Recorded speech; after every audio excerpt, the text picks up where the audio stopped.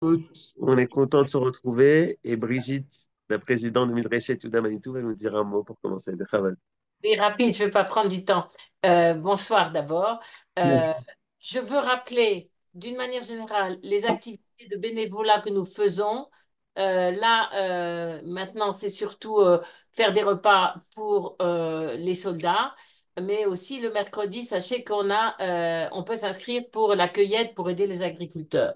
Maintenant, je voulais dire aussi que le 19 décembre, nous avons une soirée en présentiel, donc à Riba, sur un thème qui est, à mon avis, qui est important. Ça s'appelle les architectes de la conception et comment on façonne la mémoire collective. C'est par Yael Klein. Yael Klein, elle est historienne, elle est spécialiste des sciences de l'éducation. C'est quelqu'un de formidable, je dois dire. Enfin, moi, personnellement, c'est ce que je trouve. Donc, surtout, inscrivez-vous. Inscrivez-vous, ça nous aide à organiser. C'est important de s'inscrire maintenant. Voilà, vous avez tous les renseignements sur le WhatsApp, etc. Et maintenant, la parole est à Menachem. Todarma, merci. Alors la parole est à Johan, vas-y. Non, vas-y, Bechavod. Ben, on parle toujours du mal, mais on en a marre de parler du mal. On veut parler du Ah, bien. d'accord, d'accord. Ben, tu vois que ça sert, parce que Ouais. depuis 2 semaines, il y a beaucoup de mal qui est parti. Amen, amen. Est-ce que ça continue? Beaucoup, beaucoup, Baruch Hashem. Vous vous rendez compte qu'en 2 jours, en 3 jours, avec nos avions, on a éliminé des choses qui, depuis des dizaines d'années, c'était impensable. C'est-à-dire, il y avait la Russie derrière, il y avait l'Iran derrière, il y avait Assad derrière, c'est-à-dire, et on avait Assad dans notre dos, ça s'appelle le Assado. Et donc, et, euh, c'est des choses impensables. C'est-à-dire que le fait que nos avions ils sont partis et que on a tout écrasé comme ça en 2 jours, il y a un rave qui a dit il faut pas faire tachanoun tant qu'on continue ça, mais c'est vrai, Alanes Makir Benisso, c'est-à-dire les gens qui sont des années, ils voient pas les miracles, et donc Alanes, et donc mamash, Baruch Hashem, אנחנו רואים דברים נפלאים. Alors, ok, je vais commencer parce qu'on parlait donc du mal. Et le mal, Baruch Hashem, on s'en occupe pour l'éradiquer. C'est ce qu'on a vu avec le Yichud Reisha Vesofa du Ramchal, c'est-à-dire on l'étudie pour étudier aussi comment est-ce qu'on est capable de voir que le but, c'est de l'éradiquer du monde. Ça, c'est pour répondre à Johan. Et donc, je vais tout de suite commencer avec notre feuille. Ok, donc je remonte tout en haut parce qu'il faut toujours commencer par le commencement. Alors, Bessader, donc comme d'habitude, euh, notre limoud, il n'est pas seulement pour qu'on soit kulanu hachamim, mais c'est aussi le nitzachon tzvaenu tzva hagan al Israël, שנזכה להשמיד, להרוג, לאבד ולשבר את כל אויבינו, לגרש את שונאים מארץ קודשנו ולשוב ולכבוש ולהתנחל בכל חבלי T'entends נחלתנו, nouveau ou pas? et aussi le shmira על כל חיילינו מכל צרה וצוקה ומכל פגרה, בעזרת השם לרפואת הנפש ורפואת הגוף, לכל הפצועים ולכל הנפגעים במלחמה זו, ובתוכם איתמר חיים בן ציפורה, רז בן נילי, לפדיון כל החטופים והשבויים בעזה ברחמים גדולים, ולשמירה עליהם tant qu'ils sont pas revenus chez nous, qu'Hachem ישמור עליהם, ולנקמת דמם של כל החיילים הגיבורים שנפלו במלחמתנו ושל כל הנרצחים. Et letsarinu, cette semaine aussi, on a eu, si on veut dire c'est une moisson de tzadikim, de jeunes qui sont partis, et on pense spécialement à eux, puisqu'on est dans la semaine de leur Levaya et de leur Shiva, ou Vetocham, de tous ceux qui sont tombés, celui qui est proche de nous, puisque on est proche d'eux, Yosef Avner, de ses parents, Yosef Avner, Ben Eli Rachel Duran, Hashem Yikom Damam Shel Kulam, כי אתה אדוני הולך עמנו במלחמותינו, להושיענו ולהחיש גאולתנו, כמו שכתבת בתורתך, כי אדוני אלוהיכם ההולך עמכם, להילחם לכם מאויביכם, להושיע אתכם, ונאמר Amen. Voilà. Donc maintenant qu'on a dit ça, on commence le cours. Et comme vous le savez, donc il n'y a pas de surprise, on est dans le cours sur le mal.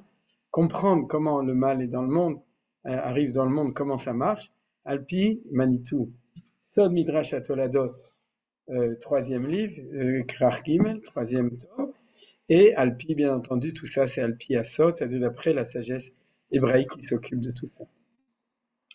Alors, on s'était arrêté la semaine dernière sur le secret du Reshimou. En fait, ce qu'on avait vu depuis le début, Et aujourd'hui, on va passer vraiment à un sujet qui est un petit peu nouveau dans notre étude, c'est-à-dire nouveau dans le sens d'un développement, pas une révolution du tout, mais au contraire, c'est un développement. Ce qu'on avait vu dans notre étude, qui était très important, c'est que le mal, il apparaît pas par hasard.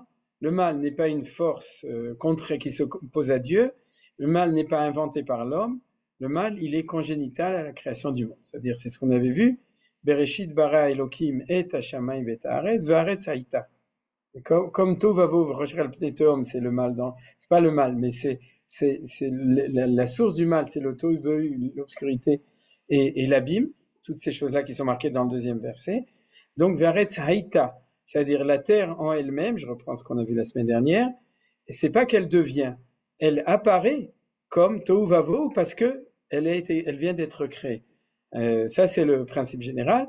Et on l'avait vu selon deux principes. Le premier principe, c'est la Torah du Rav Ashlag, et on va continuer aujourd'hui dans ces deux Torotes, la Torah de Rav Ashlag et la Torah de Manitou, tout simplement parce que Manitou lui-même, dans son livre, parle plus de la Torah de Rav Ashlag que sa propre Torah. Sa Torah, lui, quand je dis Torah, c'est son système de pensée, hein, d'interprétation de l'enseignement de la Kabbalah, de ses enseignements dans la Kabbalah. Celui de Manitou est plus proche de celui du Ramchal. Est-ce que Manitou c'est le Ramchal? Non, Manitou c'est Manitou. Il était original, mais malgré tout, dans sa ligne de pensée, c'est beaucoup plus proche de la manière de Rabbi Moshe Chaim Luzzatto d'expliquer ces choses-là que de celle de Rav Ashlag. Mais il cite tout le temps aussi le Rav Ashlag comme deuxième lecture possible de l'enseignement de la Kabbalah. Pour lui, dans le livre, c'est même la première lecture. Alors donc, on va passer de l'un à l'autre aujourd'hui aussi. On va passer dans les deux.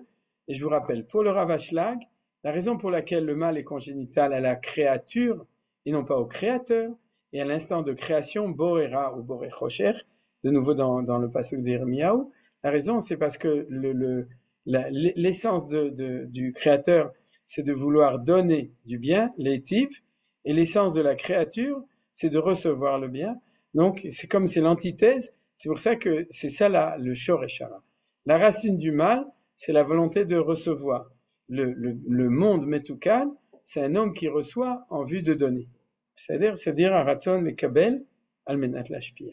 Nachat ruach ou lashpia. Maintenant, ça c'est ce qui va expliquer que le monde, dans son origine, va être avec plein de mal.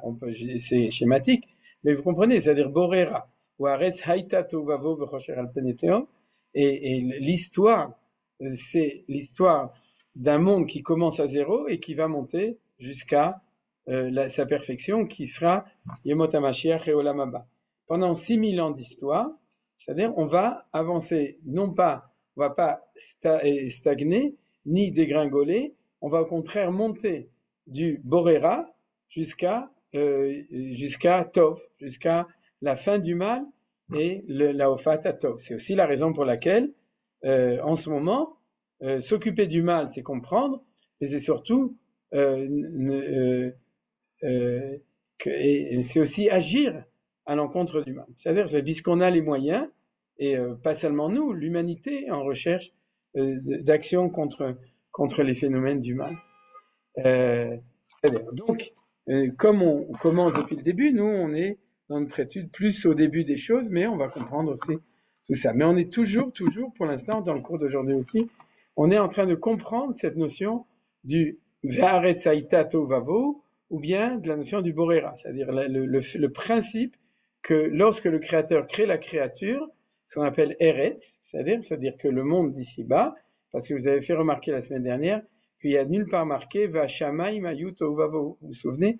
C'est-à-dire les shamaim de la création, qui ne sont pas l'atmosphère, la stratosphère et la photosphère, je ne sais pas, tout ça, c'est-à-dire les shamaim de Shamaim Va'aretz, c'est le monde créé, mais dans les mondes idéaux. Les olamot elyonim, les mondes au-dessus, les anges, les malachim, etc.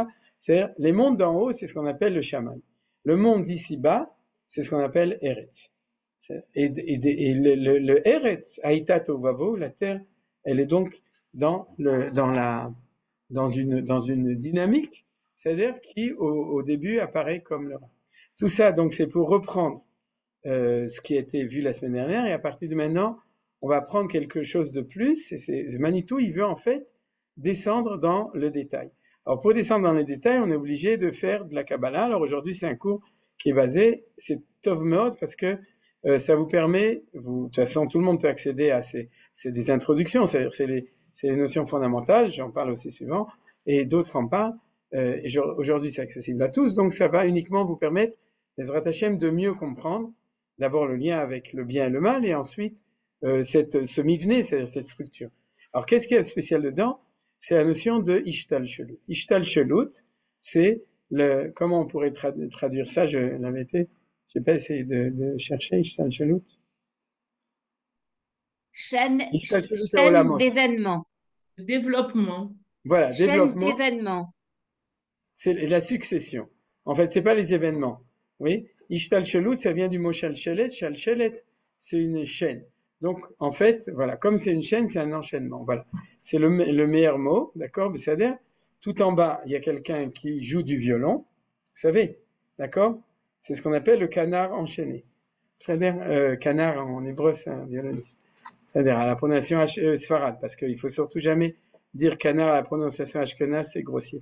Et donc, on revient à ce qu'on disait.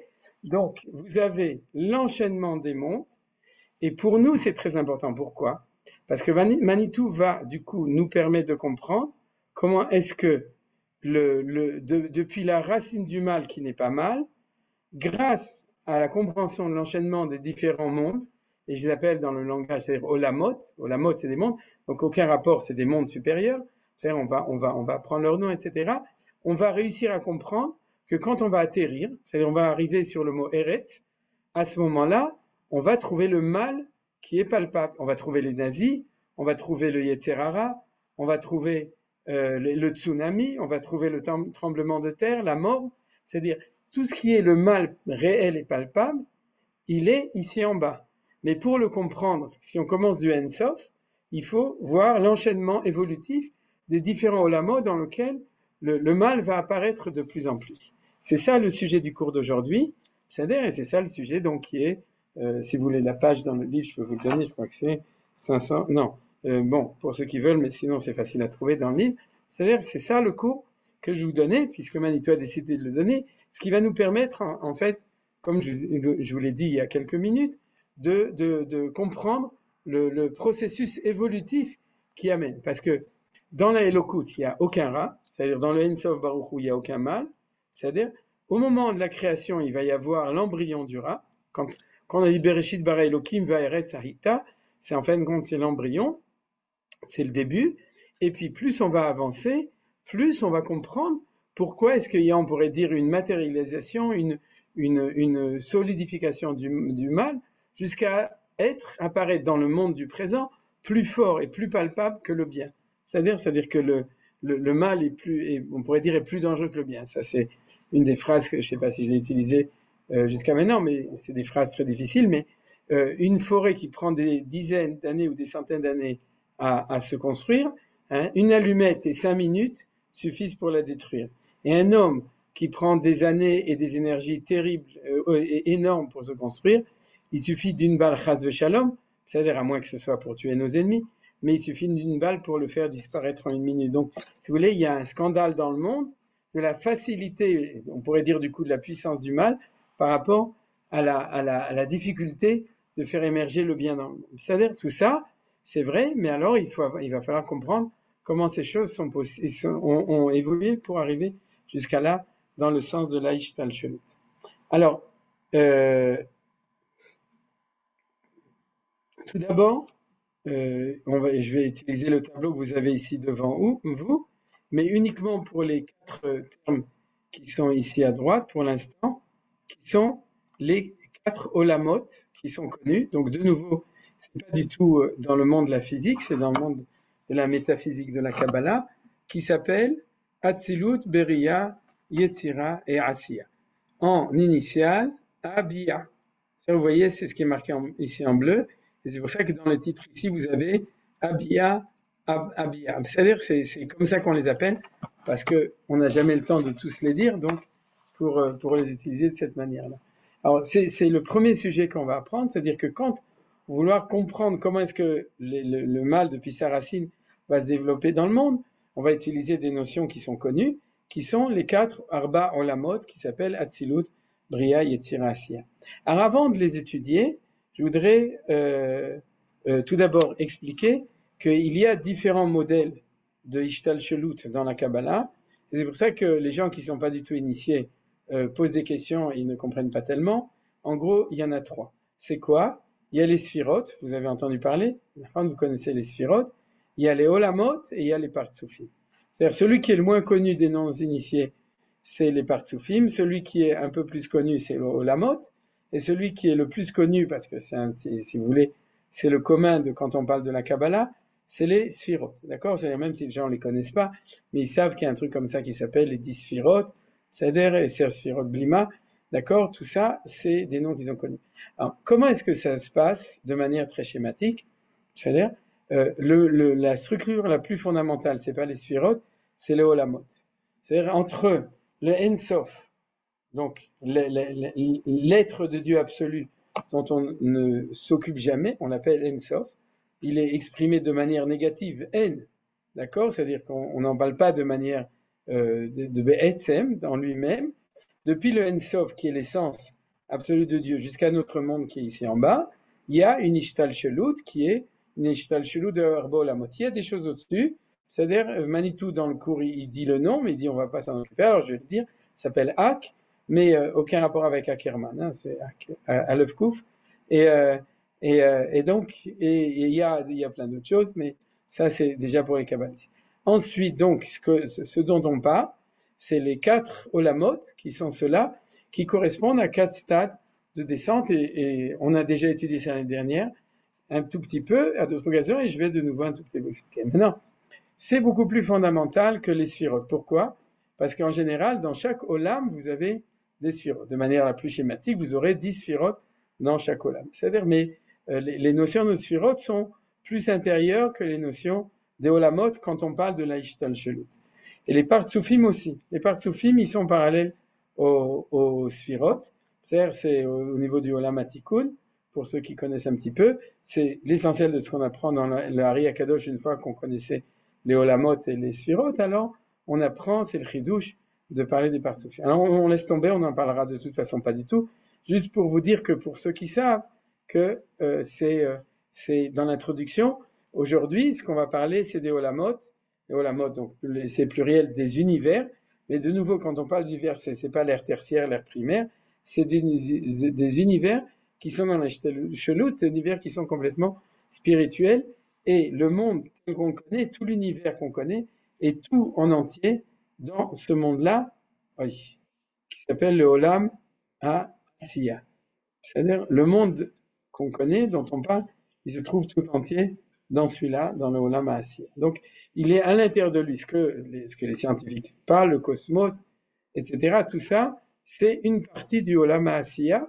Et bien entendu, les gens qui étudient la Kabbalah, très sérieusement, savent expliquer comment est-ce qu'on atterrit sur la Terre. Mais pour nous, c'est ça qui va nous intéresser, c'est ce qui correspond à notre monde qu'on connaît, c'est le monde tel qu'il est régi par la pensée de Asiya. Alors, le premier point, dans le deuxième point, ça c'était le premier point, dont je voudrais vous parler, c'est parce que, comme tout le monde, moi aussi, il y a un moment où la Kabbalah, ça m'énervait, et je disais, je comprends pas de quoi il me parle, et puis il parle de n'importe quoi, et puis il parle toujours de la même chose, etc.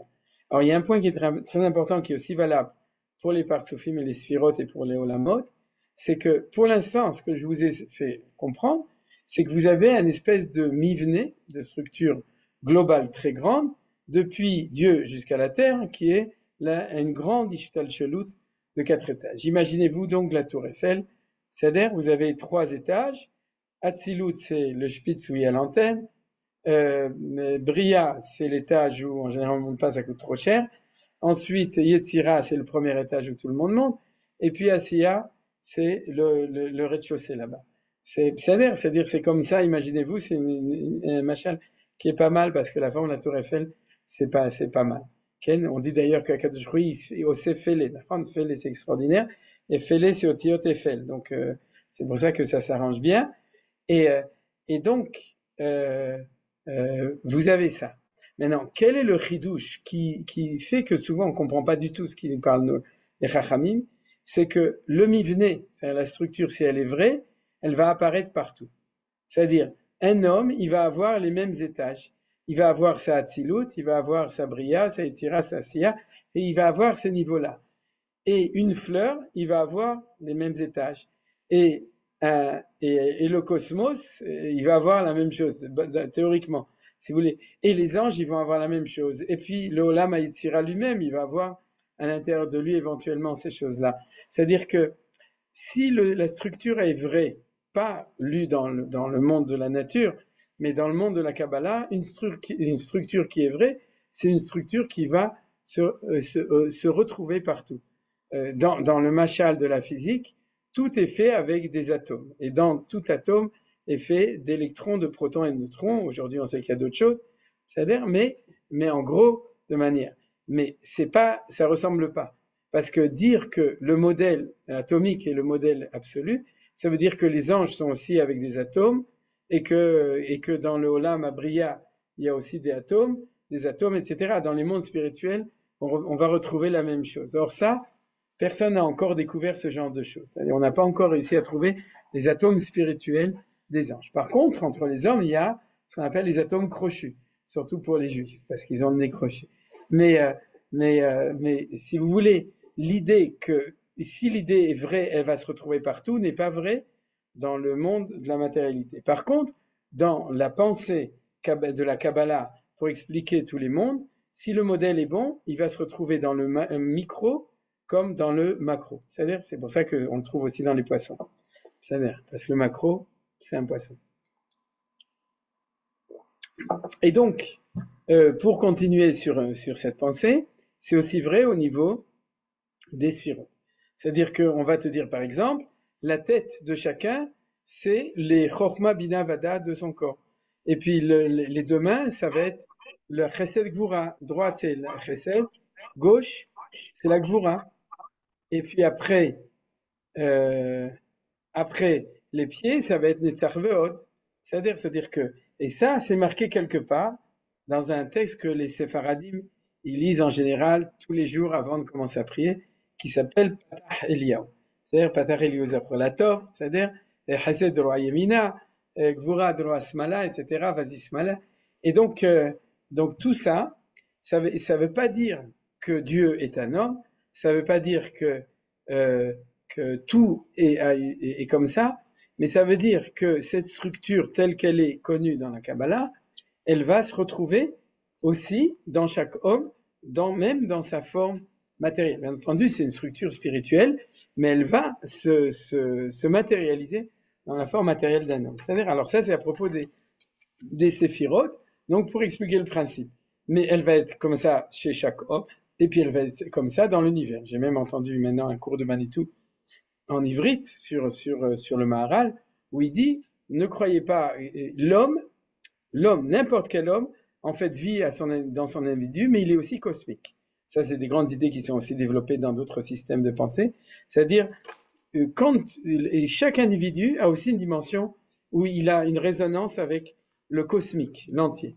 Alors, d'après la Kabbalah, c'est très clair, puisque si le cosmique, il a le même ivné, la même structure, alors on a appelé le monde Adam Gadol, et puis l'homme, il va s'appeler Adam Katan, c'est-à-dire il va être dans le modèle du cosmique. C'est-à-dire Manpower, vous vous souvenez, c'est-à-dire la forme du monde, il va avoir une forme de Adam Gadol.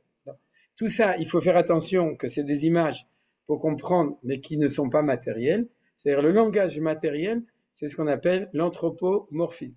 C'est la possibilité d'exprimer des grandes idées avec des mots qui correspondent au monde qu'on connaît, qui est le monde de la matière. Mais il n'y a pas de chomé. C'est-à-dire c'est des idées, c'est dans un monde qui est un monde totalement spirituel, mais les structures, ils vont pouvoir aussi se répéter un petit peu partout. Alors c'est vrai, comme je vous l'ai dit, c'est vrai pour les olamot, c'est vrai pour les sphirotes, et donc aussi pour les partsufim dont on n'a pas parlé. Donc ça c'est important. Alors je vais vous donner un exemple de ça. Donc vous voyez, je fais attention à vous donner beaucoup d'introductions. J'espère que ça va pour vous. Je vais vous donner un exemple de quelque chose parce que c'est celui qu'on a appris l'année dernière. Je ne sais pas si vous vous souvenez, mais l'année dernière, et on a fait des cours aussi les années d'avant sur la prière, et je vous avais montré que la structure de la prière, elle correspond aux structures des Arba Olamot. C'est-à-dire que quand on est avant Odou Lachem Kiru Bishmo, quand on est dans les Korbanot, on est dans le Olam HaAsiya, le monde de la Asiya. Regardez, vous avez ici le tableau, le monde de la Asiya de la prière. Quand on fait Psuké des Imra, on est dans le Olam HaYetzira de la prière. Quand on est dans le Kriyat Shema avec ses brachot, on est dans le monde de la Bria de la prière. Et quand on fait la Amida, la Shemona Esrei, on est dans la Hatzilut de la prière. Alors ça, ceux qui ont suivi les cours que j'avais donnés ou qui ont d'autres sources, vous le connaissez un petit peu. Vous vous souvenez, l'année dernière, on avait fait une série de cours sur la prière en temps de guerre, où j'avais un petit peu aussi... non, je n'avais pas repris. En fait, je m'excuse. L'essentiel de ce cours, c'était le cours d'il y a 2 ans. C'est-à-dire, mais dans lequel on avait utilisé ces notions de Olamot, et on ne parle pas du tout de la Ishtal Shelou, du créateur jusqu'à la créature. On parle de comment moi, Menachem, quand je prie avec mon Sidour, ma prière monte de Olamot au Olamot jusqu'à arriver dans le palais du roi, et c'est au moment de la Hamida, et à ce moment-là, je suis l'Ifnemi, je suis en face de Hachem, à mon niveau, bien entendu. Il y a de la place pour tout le monde là-bas, et puis je suis pas prophète, et je suis pas Moshe Rabbeinu, mais à mon petit niveau, je suis là-bas parce que je suis Be'olam Hatzilut. C'est-à-dire que j'ai passé un processus dans ma prière, de faire le processus qu'on appelle Abia, sauf qu'on l'a fait dans l'autre sens, on l'a fait Iba. Ouais, Iba. C'est-à-dire on est passé de Asiya jusqu'à Hatzilut dans l'autre sens. Pourquoi je vous donne ces références? Parce qu'une grande partie de vous l'avez appris, pour vous montrer qu'il faut de la souplesse pour étudier la Kabbalah. C'est-à-dire sinon ça peut pas marcher, ou pour étudier, je parle pas de la Kabbalah, pour comprendre les notions de Kabbalah que je vous explique ou que d'autres vous expliqueront, il faut de la souplesse. Parce que tu peux pas dire, mais c'est pas possible que les Abiyah, c'est une histoire des mondes, alors qu'en fait, l'autre jour, tu nous as dit que c'était une histoire de prière, et après, tu vas nous dire que c'est une histoire des différentes parties du Beth Amikdash. Ça, je vous l'avais aussi montré, le Kodesh HaKodashim. C'est Hatzilut, et l'endroit du Misbeach, c'est Yetzira, ou non, c'est Asiya, et tout, vous comprenez? Alors, de quoi tu me parles? C'est-à-dire, c'est ça qui fait le bilboul, mais il n'y a aucun bilboul, parce que vous êtes assez, vous avez suffisamment appris pour comprendre que des notions importantes peuvent être à différents niveaux. Par exemple, la sociologie, la psychologie, c'est la transplantation de notions de l'individu à la société. Et vous pouvez, psychologie des masses, etc., vous avez l'habitude de penser à ce genre de choses, ou bien de transplanter le principe de l'attraction universelle entre le fait qu'il y a la pomme de Newton qui va se casser la figure, et d'un autre côté, le mouvement des étoiles d'après Kepler, d'accord? C'est-à-dire que cette souplesse d'esprit, vous la connaissez, et c'est une condition sine qua non pour pouvoir l'appliquer à l'étude de ce qu'on est en train de faire, de comprendre ces choses-là. Et voilà, ça c'est le troisième point que je voulais vous donner. Alors le quatrième point, qui va être en fin de compte le tableau qu'on est en train de lire, en tout cas les 2 premières colonnes, c'est que, et de nouveau, c'est aussi parce que Manitou, dans son enseignement, c'est ça qu'il va nous donner, il va nous dire, regardez, le nom de Dieu, qu'on appelle le tétragramme, d'accord? C'est-à-dire, Yud Kei Vav Kei, là je l'ai mis en entier parce que comme il est en vertical, c'est moins difficile de l'effacer. C'est-à-dire qu'il n'est pas écrit l'un à côté de l'autre, il est écrit en écriture chinoise, puisque les Chinois ils écrivent de bas en haut et de haut en bas. C'est-à-dire vous avez ici les 4 lettres correspondent aux 4 olamot. C'est-à-dire que s'il y a 4 lettres, alors c'est qu'il y a Arba olamot. Ça c'est quelque chose d'énorme. C'est-à-dire le Yud va correspondre dans Shem Hashem, le Yud va correspondre au monde de Hatzilut, le Hey au monde de Bria, Vav Yetzira et Asiya. Vous allez me dire à quoi ça sert? Ça sert à rien. C'est pas que ça sert. C'est que ça, plus on accepte ces choses et on les apprend, et plus on peut comprendre des choses. C'est-à-dire plus je vais apprendre ce que c'est Hatzilut, plus je vais comprendre ce que c'est que le Yud, plus je vais apprendre ce que c'est que le Yud, plus je vais comprendre ce que c'est Hatzilut, etc., etc. Et je vais aujourd'hui, Bezrat Hashem, dans le cours, vous donner des indications dessus, qui sont, de nouveau, comme je l'ai dit, c'est des indications que Manitou, il avait données à propos de tout ça. Donc, ce sera plus facile de pouvoir le comprendre. Pourquoi c'est important? Parce que c'était ça que je vous ai fait dans l'introduction. Ça veut dire que si tu considères que chaque endroit où le nom de Dieu va apparaître, tu auras automatiquement un mivné, une structure de Abiyah, alors que j'ai une bonne nouvelle pour vous. chaque être dans le monde, le nom de Dieu apparaît dedans, parce que le moment où le nom de Hachem sort, cet être meurt. C'est-à-dire, Vata mechayet kula. C'est-à-dire, c'est toi qui donnes la vie à tout. Et un des textes les plus intéressants dessus, je l'ai souvent cité, c'est Yesod Yichud Ve'imuna dans le Tanya d'Admor Azaken. L'Admor Azaken dans le Tanya, il a un chapitre qui s'appelle Shar Yichud Ve'imuna, et dans lequel il développe cette idée. Bon, il y a d'autres sources, mais c'est une source qui est accessible, même en français, à mon avis. Mais en tout cas, l'idée générale, si vous prenez le nom de Hachem dans toute sa verticale, c'est-à-dire en entier, oui, chaque être dans le monde, il a son Shem Havaya, son nom Yudke Vavke, qui est à l'intérieur de lui, dans sa Neshama, et qui fait qu'il peut vivre. Alors, du coup, ça paraît bizarre. Ça veut dire que le nom de Dieu, chez chacun, c'est la même chose. Alors là, on peut arriver à la table de Mendeleïev, c'est ça, la table des éléments. C'est Mendeleïev, c'est pas Menachem Mendeleïev, c'est Mendeleïev. C'est-à-dire, c'est la table de Mendeleïev. Elle montre que si tu prends des électrons, des protons et des neutrons, tu peux faire l'univers entier au niveau de la matière. C'est-à-dire, toute la matière est faite à partir de ces trois éléments. Alors, ici, on va dire la même chose. Tous les mondes, tout est fait à partir des quatre éléments qui s'appellent le Yud, le Hei, le Vav et le Hei. C'est-à-dire, ces quatre éléments, mais il va être différent partout. C'est-à-dire, chez l'homme, il va être différent dans sa manière d'être écrit que chez un animal, que dans une étoile, que chez un ange ou que dans des mondes supérieurs.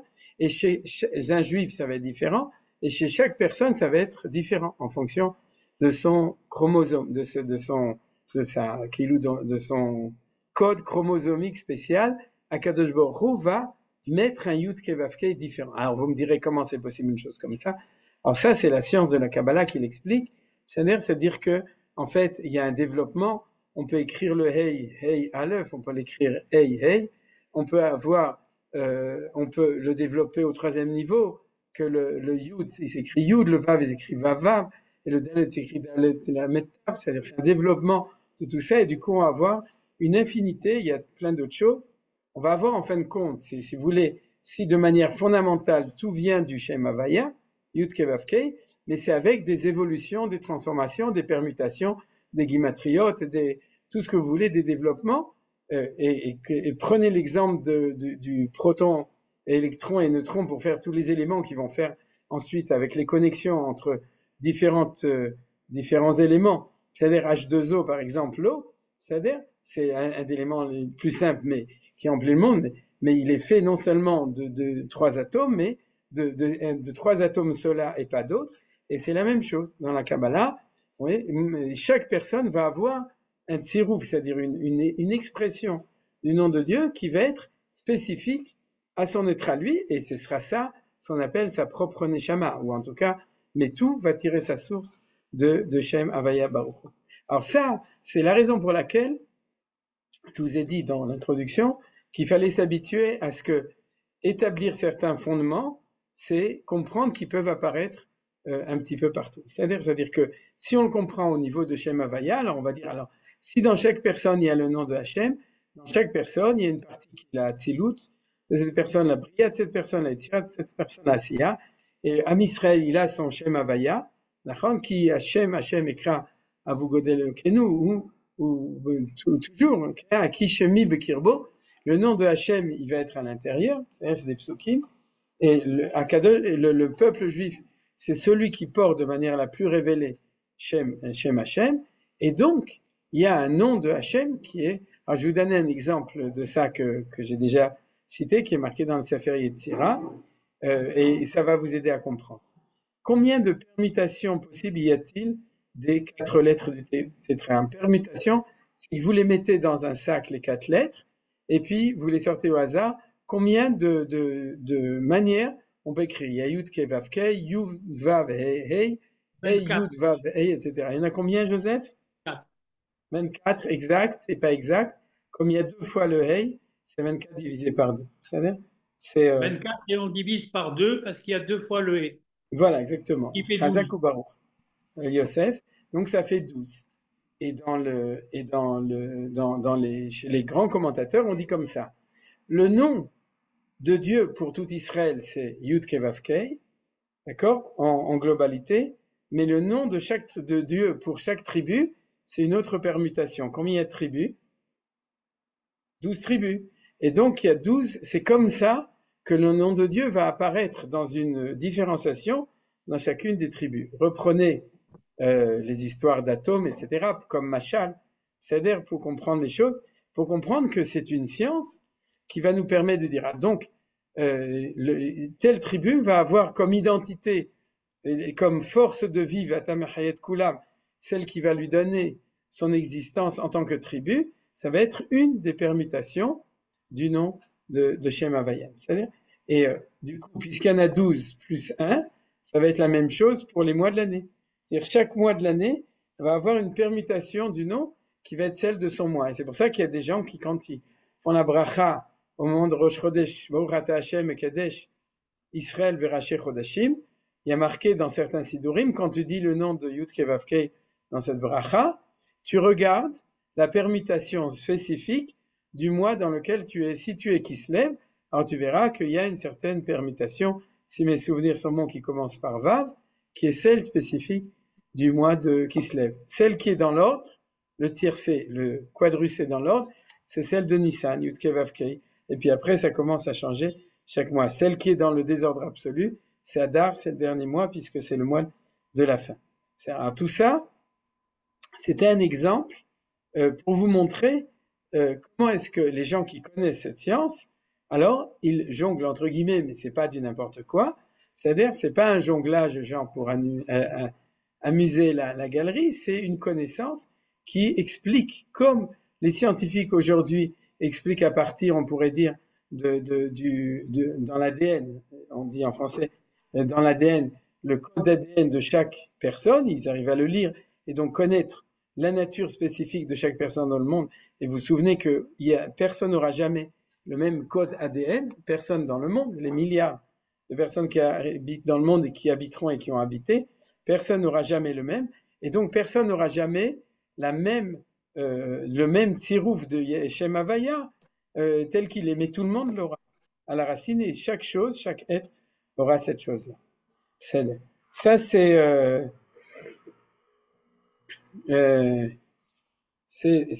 le point suivant. Et le dernier point, voilà.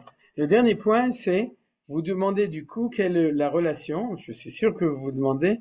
C'est-à-dire, à mon avis, tout le monde se demande pas. Je dis ça en rigolant, parce que les gens ils se disent comment pourrais-je poser des questions sur des choses où, dans le fond, j'y connais rien, je comprends rien dedans. Mais vous pouvez quand même vous demander des questions. On a le droit, au contraire. C'est comme ça qu'on apprend. Alors, quelle est la relation entre ça et ça? Vous voyez? J'ai dit qu'à chaque monde correspond une lettre, c'est-à-dire, et d'accord. Mais cette correspondance, ça veut dire quoi? Si c'était la même chose, alors on parlait de Olamot. Si c'est Shem Hashem, on parle de Shem Hashem.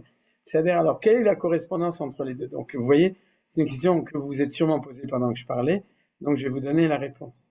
Dans chaque chose dans le monde, il y a ce qu'on appelle les oroth et les kelim, c'est-à-dire le contenant et le contenu. C'est-à-dire, dans chaque chose dans le monde, il y a les mochin et les goufin, c'est-à-dire le corps et l'esprit. C'est-à-dire mochin, c'est le cerveau, c'est l'esprit des choses. Dans chaque chose dans le monde, il y a la structure et le contenu. C'est-à-dire, c'est toujours la structure et l'intériorité, le contenu, le sens intérieur des choses. Tout est fait comme ça. Alors, de ce point de vue-là, les olamot, c'est la structure. Tout c'est dans la relativité des choses. Hein. N'oubliez pas, on est complètement dans Einstein.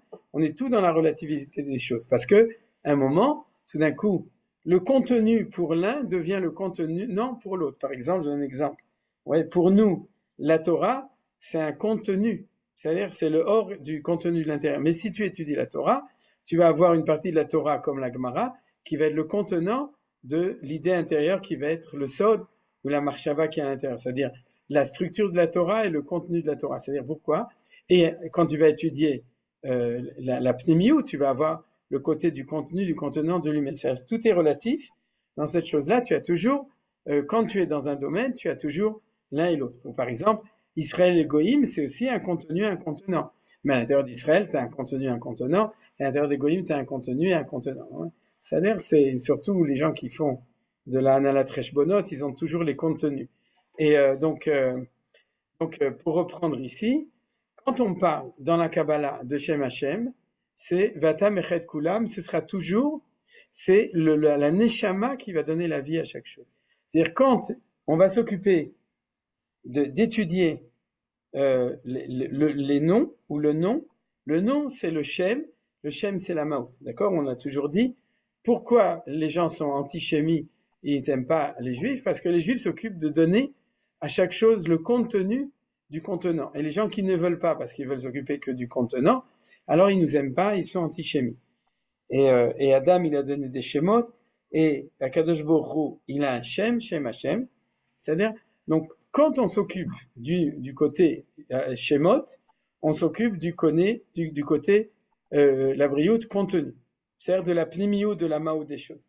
Et quand on va parler des olamot, on va parler plus de la description, donc des choses qui sont plus extérieures aux choses, et c'est la raison pour laquelle Manitou a tenu, et les kabbalistes ont tenu chaque fois qu'on s'occupe de l'un, on s'occupe de l'autre. C'est-à-dire que on va toujours jongler entre deux choses, entre la description extérieure, la description intérieure, la description de la kamout et de la maout, de la quantité et de la qualité, etc., etc. C'est-à-dire, alors c'est ça, et c'est la réponse que je vous donne à propos du fait qu'on a déjà fait une équivalence. Alors maintenant qu'on a fini tout ça, on peut commencer à rentrer dans le sujet dont on voulait parler, c'est que d'après cela, dans le monde de la Tzilut, il n'y a pas de mal. Dans le monde de la Bria, il commence à y avoir quelque chose qui va faire comprendre une graine de mal.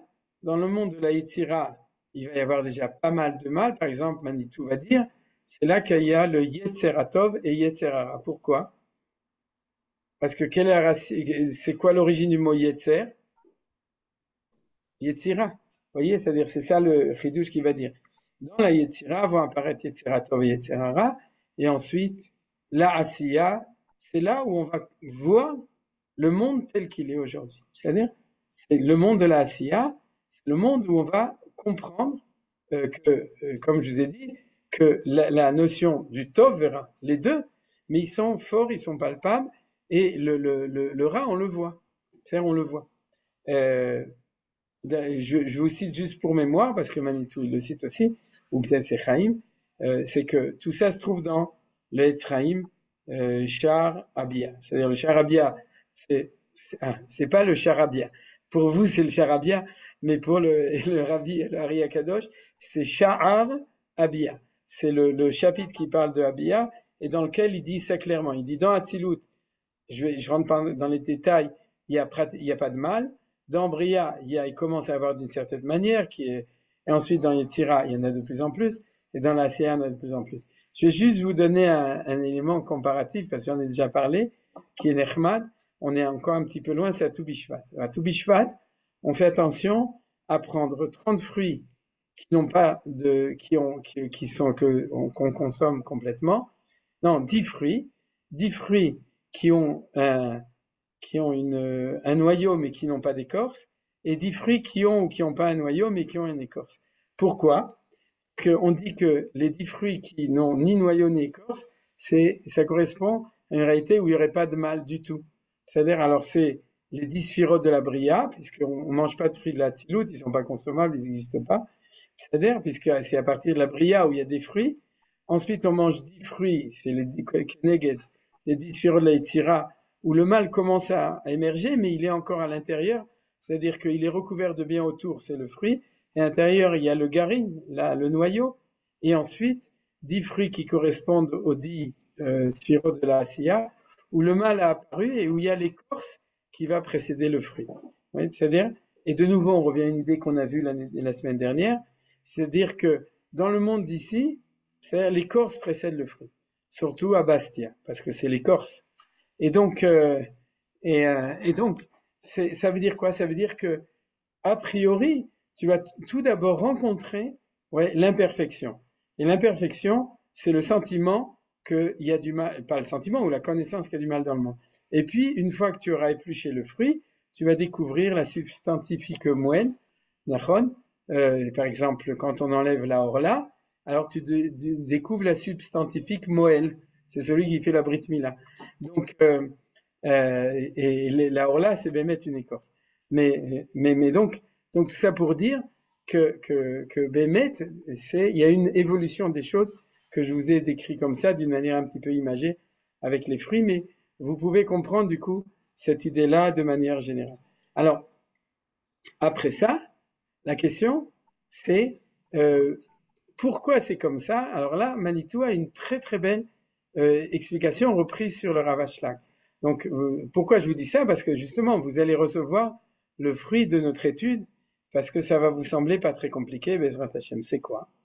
C'est que, regardez, dans le premier monde, disons dans la Hatzilut, il est essentiellement donneur et peu receveur. Vous vous souvenez que recevoir, c'est le côté du mal, et donner, c'est le côté du bien. Vous vous en souvenez?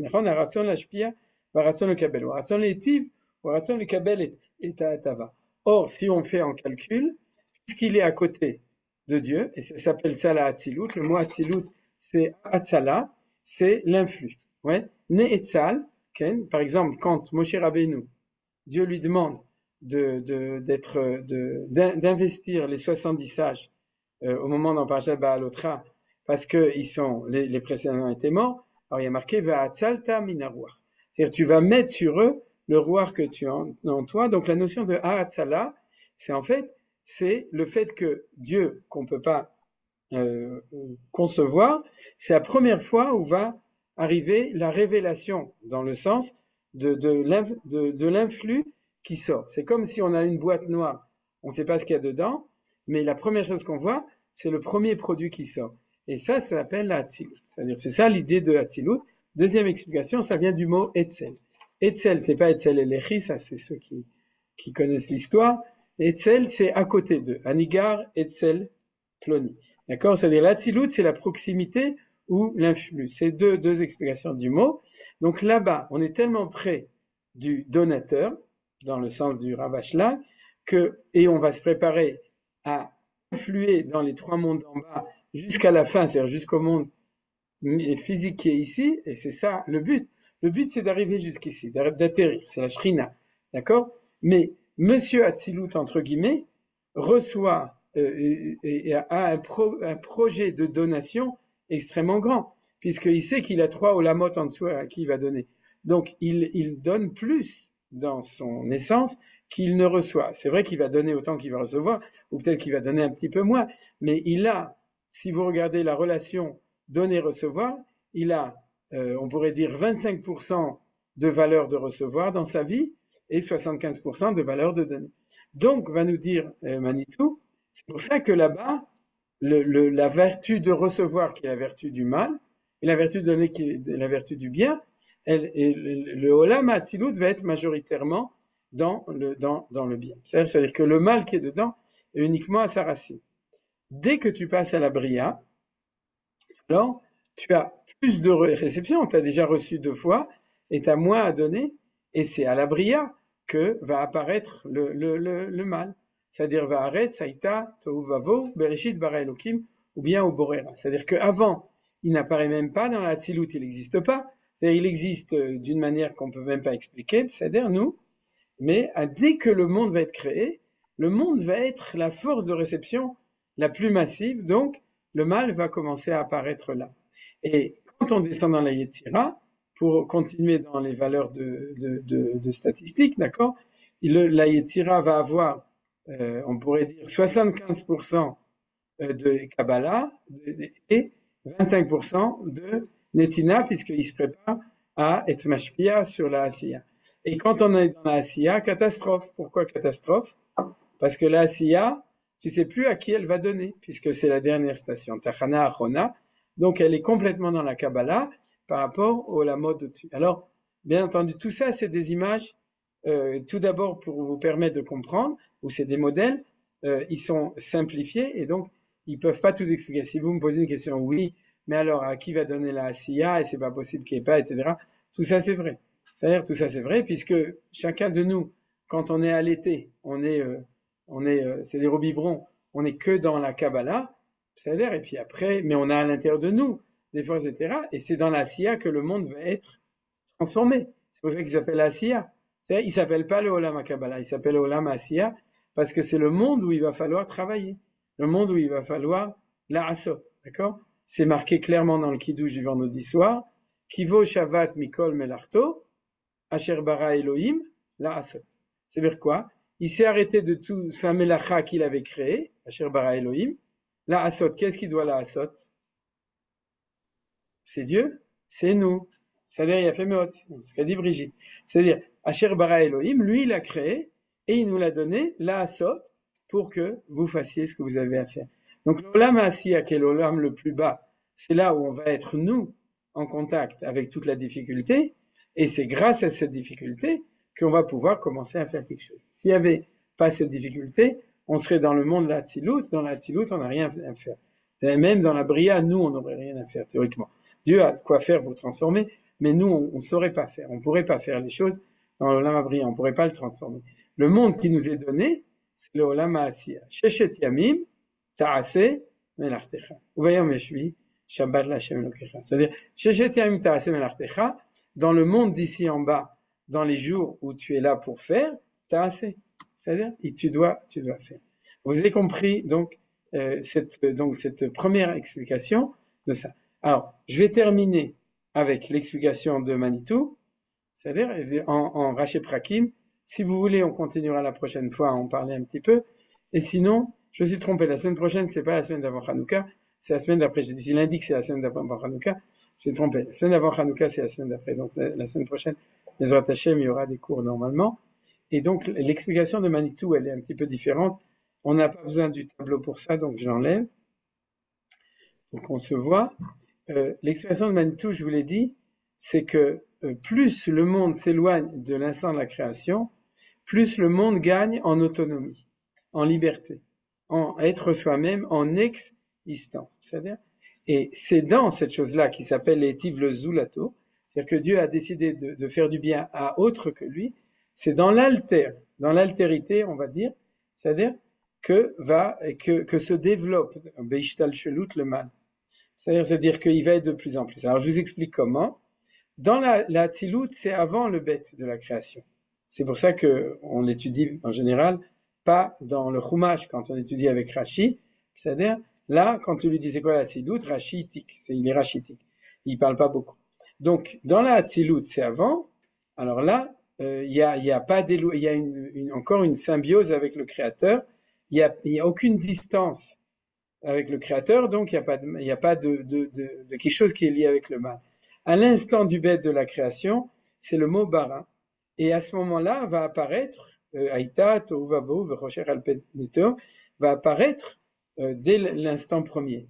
Et après, Dieu, et ça, c'est le Olam Abriya. Dans l'axe du temps de la création, le Olam Abriya, c'est le premier pasuk, Bereshit bara Elokim et Hashamayim et Haaretz. Ensuite, du verset suivant jusqu'à Vayichulu Hashamayim ve'Haaretz v'chol tzevaam, oui, c'est jusqu'à Yom HaShishi, Vayelokim v'nitov mod ve'erev Yom HaShishi. Pendant les 6 jours, on est dans le monde de la Yetzira. Et dans ce monde de la Yetzira, c'est que à la fin que l'homme apparaît, mais on va découvrir comment la Haaretz, c'est-à-dire la terre elle-même, et tout ce dont on parle, même les cieux et les astres dans le 2e et 4e jour, ça fait partie aussi du monde physique. La preuve, c'est qu'on ne parle plus du ciel, on parle du Rakia. Le Rakia, c'est le ciel qu'on connaît avec le bleu du ciel, etc. Et quand on parle des Meorot, on parle du soleil et de la lune, effectivement, etc. Bien qu'il y a toujours des dimensions spirituelles, mais il y en a dans tout. C'est-à-dire, maintenant, lorsque on est dans ces 6 jours, on est Sheshet Yemei à Yetzir, pas Yemei Abriya, c'est pas les jours de la création, c'est les jours de la formation. Yilitzor, c'est la tête Soura, c'est la formation, d'accord? C'est-à-dire que le monde étant été créé que Olam Abriya, au premier instant, il va être façonné, Soura, dans ces 6 jours-là, et c'est à ce moment-là que le monde, et non pas l'homme, le monde va évoluer dans sa distance par rapport au Créateur. Pourquoi? Parce que sinon, l'homme ne peut pas être créé. S'il est créé dans Dieu, à ce moment-là, il ne va pas pouvoir exister. Donc il faut que le monde dans lequel il est il avance. Le seul exemple que je vous donne, parce qu'il est très connu, c'est que le monde a désobéi à Dieu. À quel moment c'est marqué clairement qu'il a désobéi à Dieu? Ça, c'est le cours sur la Bria de Manitou, ce que je vous donne. À quel moment? Vas-y, Youssef. Être au Sépéri. Voilà. Etz Péri et Etz au Sépéri. D'accord? C'est-à-dire que le Hachem lui dit, tu dois faire un Etz Péri. D'accord? C'est-à-dire que le goût de l'arbre a le goût le goût du fruit. Et à ce moment-là, la terre lui dit, good luck. Ouais, il n'y a pas ce goût-là. D'accord? Je fais Etz au Sépéri. C'est-à-dire que l'arbre n'aura plus le goût du fruit. Il n'y a que le fruit qui aura le goût du fruit. Alors, du coup, c'est comme ça qu'il faut l'étudier. C'est comme ça que Manitou l'enseigne. C'est-à-dire que apparaît ici le chet. C'est quoi le chet? Le chet, c'est la distance entre la volonté du Créateur et la volonté de la créature. La créature dit, c'est-à-dire I am free. C'est pour ça que je fais des prix. D'accord? C'est-à-dire que je suis libre de faire un tout petit peu. Il y a ce qu'on appelle un principe d'incertitude, c'est-à-dire une espèce de délai, de distance entre la volonté du Créateur et la réalité. Si vous regardez le chat de Schrödinger, vous remarquez que c'est aussi un Etz Sépéri. C'est-à-dire que il dit entre ce qui doit être et ce qui est, il y a une incertitude possible. Donc, il y a une liberté. C'est-à-dire que ça, c'est des choses qui sont importantes. Cette liberté va apparaître. À quel moment il n'y en a pas vraiment?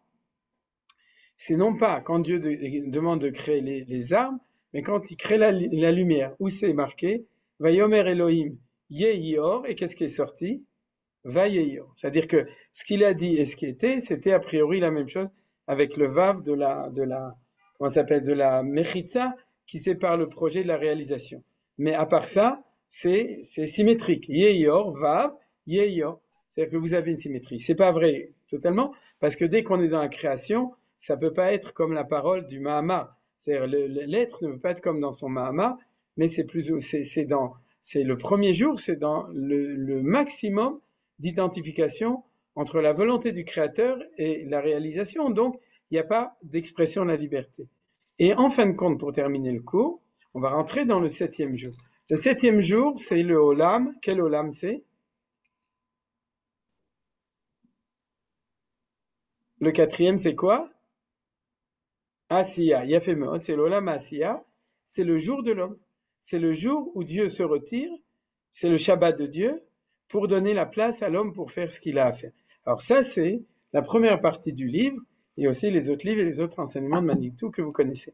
Mais vous comprenez, c'est parce que dans le Olam Asiya, Dieu se retire un maximum, sans jamais disparaître, puisqu'il est toujours là dans la Hashgacha, pour protéger, pour regarder, pour diriger, pour influencer, pour bonifier, tout ce que vous voulez, c'est-à-dire, mais il va y avoir le maximum de retire, et c'est le Shabbat de Dieu. Mais pourquoi? Pas parce que Hachem est fatigué, parce qu'il en a marre. Non, il a fait 10 ma'amar, alors pourquoi il en aurait marre? Mais en tout cas, en tout cas, il va se retirer. Ça, c'est la parole de Manitou. Parce que celui qui a besoin de liberté, c'est pas la nature.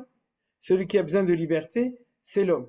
Alors, dans les 6 jours, c'est l'évolution de la liberté dans les Yetzira de la nature pour permettre à ce que l'homme qui va être créé soit suffisamment autonome pour exister en face de Dieu, pour être aussi un vis-à-vis, panim el panim.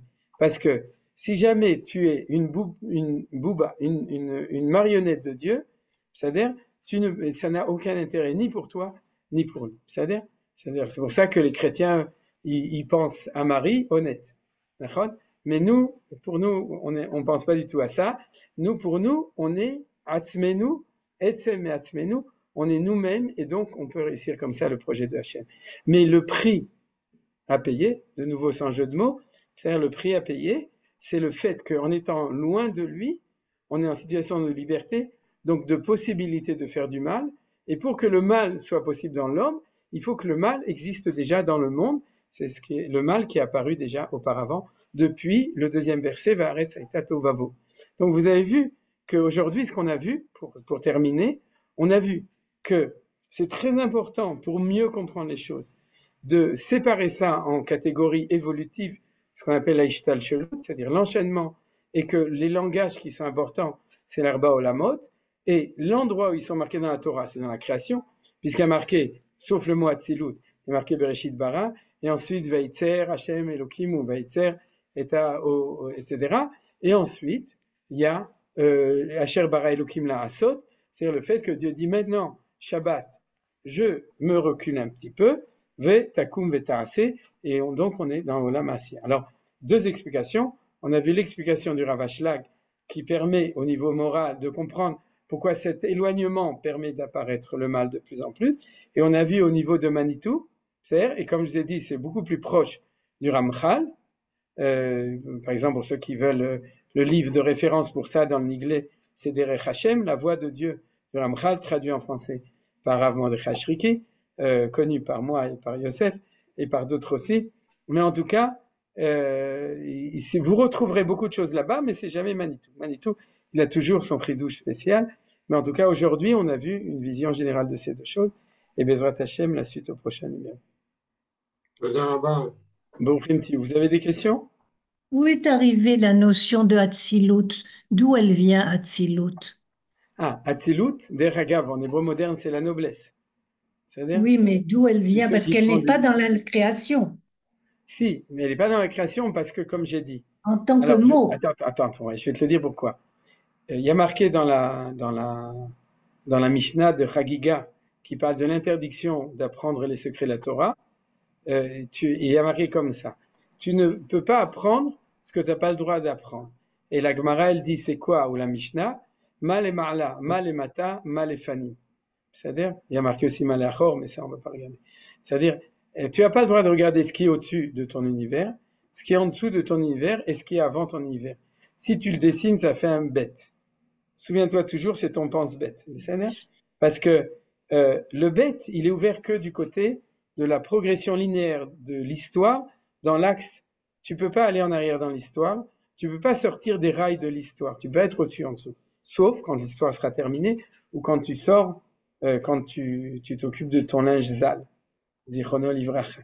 C'est-à-dire quand tu sors du monde, tu sors de l'axe historique. Mais tant que tu es dedans, tu es soumis au fait que ce qui est au-dessus, ce qui est en dessous et ce qui est avant, tu ne peux pas vraiment le comprendre. Alors, qui nous l'a transmis?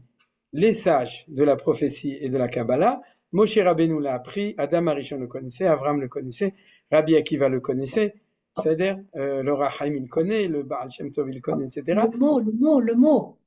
Quoi? Comment paraît-il non, mais je t'explique. Puisqu'on parle de quelque chose qui n'est pas marqué, qui n'est pas raconté dans la création, alors dans la création, le mot ne va pas apparaître. Il va apparaître, puisque je t'ai donné un exemple, va être Sel Minarouach. C'est-à-dire à propos de Moshe. Donc on va comprendre qu'il y a une notion qui existe comme ça au niveau de l'homme. C'est-à-dire qu'il y a un Ruach qui est au-dessus de l'homme, qui est l'inspiration de Ruach HaKodesh, de Nevoah de Moshe Rabbeinu, et lui il était à Spaklaria Meira, mais il a donné à ses 70 Chachamim, qui sont les 70 facettes de la révélation de la prophétie, il a donné à chacun sa facette. Il y en avait deux connus, il s'appelait Eldad ou Medad, Mitnabim Bamachal. C'est-à-dire qu'une fois qu'il leur a donné, alors il ne commence pas à faire un doctorat à Princeton, il commence à prophétiser. Mais est-ce qu'ils ont la prophétie de Moshe? Non. Ils ont la prophétie d'une des 70 facettes de cette prophétie de Moshe Rabbeinu chez Omed al-Gabem.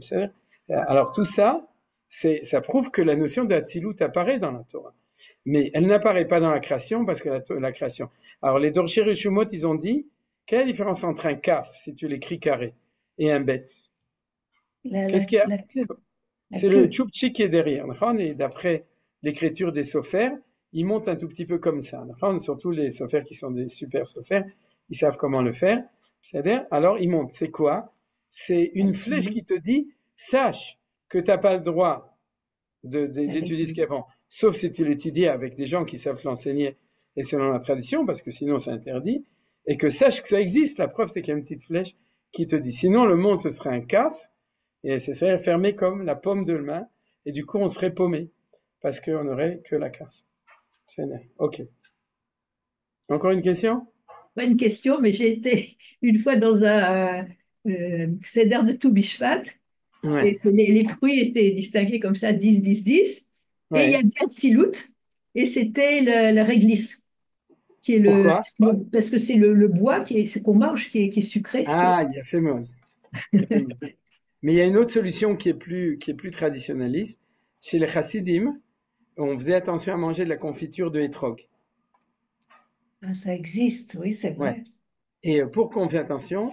Parce que d'après la tradition, pas d'après la réalité, les agrumes ont tous les effluves du goût du fruit dans les feuilles et dans l'arbre lui-même. Vous savez, c'est ça la définition des priadar, des agrumes, c'est que si tu te promènes dans la nature et que tu vois un arbre, tu sais que c'est un agrume, mais tu sais pas ce que c'est, et il n'y a pas de fruit, vous savez comment on sait?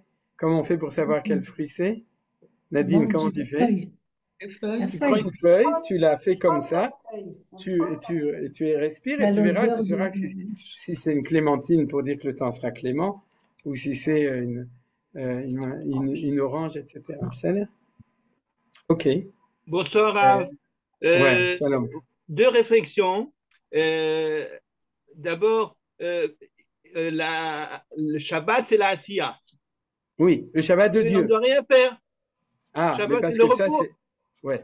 Alors, ça, c'est l'explication de Manitou.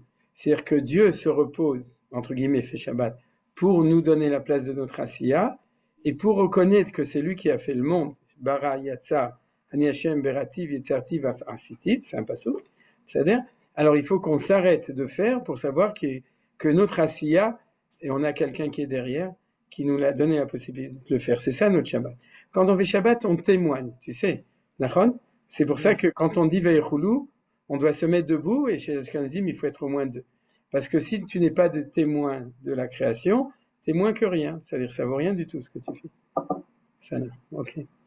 Deuxième réflexion, la Neshama participe des quatre mondes. Oui, il y a comme ça. Il y a Gouf, Nefesh, Wach, Neshama. Et c'est comme ça. C'est-à-dire Neshama, ça correspond au Yud, Ruach, ça correspond au Hei, Nefesh, ça correspond au Vav, et Gouf, ça correspond au Hei. Ou bien il y en a qui font autrement, qui commencent à partir du Nefesh le Hei, d'en bas, et du coup ils arrivent un peu plus haut, et puis il y a aussi ce qu'on appelle Neshama de Neshama, c'est Kutso Shel Yud, etc. C'est-à-dire il y a partout ça. Akasha. Bonjour et merci. Est-ce que les quatre mots, Atzilut, Beria, Tia, Asiya, ont quelque chose de spécifique ou c'est simplement des noms pédagogiques? Non, justement, parce que c'est ça la beauté de l'explication de Manitou. C'est que la première manière pour les comprendre, c'est qu'ils sont tangibles et réels dans le premier chapitre de Bereshit. C'est-à-dire dans le processus qui est décrit là. C'est en fait, je réponds de manière différente. Comme j'ai dit qu'ils se retrouvent partout, la première perception, c'est la perception sur l'axe du temps et du développement. C'est-à-dire, d'ailleurs, en général, tout ce qu'on perçoit, on le perçoit tout d'abord sur l'axe. Quand tu as une ishtalshelut, la plus simple, c'est la ishtalshelut dans le temps. D'accord? Tu fais d'abord l'école primaire, ensuite l'école secondaire, ensuite premier cycle, deuxième cycle, etc. D'accord? C'est-à-dire que notre vie, la ishtalshelut elle est perçue dans l'axe de l'évolution dans le temps. Et c'est celui-là qui a été donné dans la Torah, sauf la Hatzilut, comme l'a fait remarquer Annette. Mais au niveau des autres mots, elle était faite. Une fois que tu l'as compris, alors tu peux aussi la mettre à l'intérieur de toi, la mettre dans ta tefila ou la mettre dans la verticale. C'est-à-dire celle qui est la plus classique. A posteriori dans la Kabbalah, c'est pas celle de la Bria, bien qu'elle est aussi. Dans Etzraïm et tout, elle est aussi dans l'axe de la Bria complètement. Mais elle est dans une compréhension verticale des choses. C'est-à-dire, du Ensof jusqu'à nous, c'est une descente. C'est-à-dire, c'est la verticale. En fait, donc, tu as un axe horizontal qui est l'axe du temps, et tu as un axe vertical qui est l'axe de la Kabbalah, en gros, la Ishtalshelut HaOlamot. Tu as répondu, Yosef?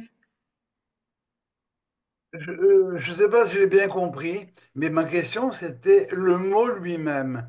Beria, on le retrouve dans la Torah, Atzilut, etc. On retrouve ces quatre verbes. Ouais. Pas le premier, les trois on les retrouve. Vaïtsel, Vaïbala, etc. Vaïas. Mais le mot lui-même, quand on dit Olam Asiya ou Olam Beria, est-ce que ce mot, le mot intrinsèquement, Beria, est-ce qu'il a. Il est collège, entre guillemets, voilà. Oui, alors je vais le dire, oui, tu le connais d'ailleurs. Et Hatzilut, c'est ce qui est avant, Beria, c'est bara, c'est le passage du Aïn au Yesh, d'accord? Yetzira, c'est donner une forme à ce Yesh, et c'est-à-dire et Asiya, c'est le faire marcher. C'est-à-dire que de ce point de vue-là, ce sera toujours comme ça. Ce sera toujours comme ça, même dans la Ishtalchelu des choses. Bien entendu, est-ce que tu vas le retrouver dans des enseignements de Kabbalah Mamash de manière claire? Ce ne sera pas forcément facile.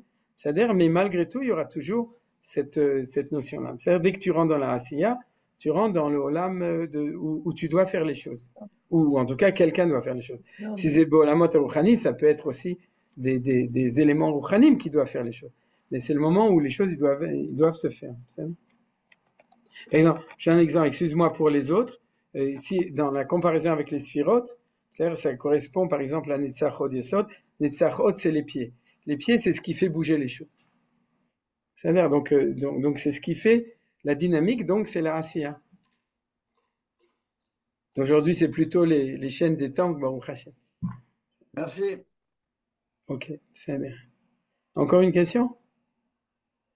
Dans le vecteur de l'histoire humaine, on peut dire qu'on a la même structure. Si on retire la Hatzilut, on a les 6000 ans de l'histoire qui se divisent en 2000, 2000 et 2000. Est-ce qu'on peut reprendre?